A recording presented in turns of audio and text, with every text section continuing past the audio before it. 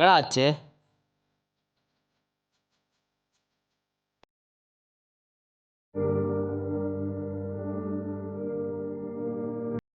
என்னடா பிரச்சனை உனக்கு? என்ன கோவில் இந்த பொண்ணுங்களாம் இப்படி இருக்காங்க? நம்ம எவ்வளோதான் பண்ணாலும் நம்மளை மதிக்கவும் மாட்டாளுங்க, கண்டுக்கவும் மாட்டாளுங்க.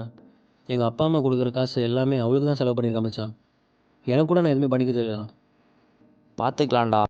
பசங்களோட எப்பயும் போல ஜாலியாக இருவா.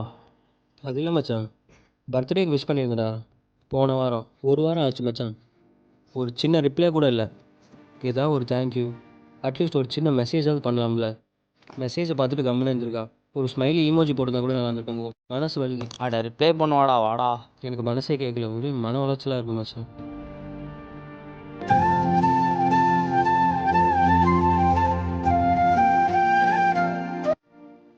பசங்க கூப்பிட்றாங்க, அப்போ நீ வர போறியா இல்லையா? நான் வரல.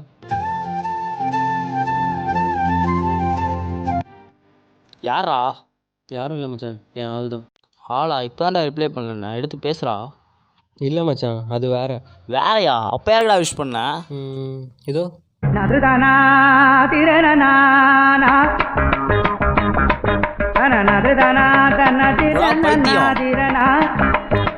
டேய் இல்லைடா. டேய் அவளுக்காக எவ்வளோ செலவு பண்ணியிருக்கேன் தெரியுமா? பேனர்லாம் கட்டியிருக்கேன்டா, ஃபர்ஸ்ட் ஷோலாம் பார்த்துருக்கேன்டா. டேய் போதுடா.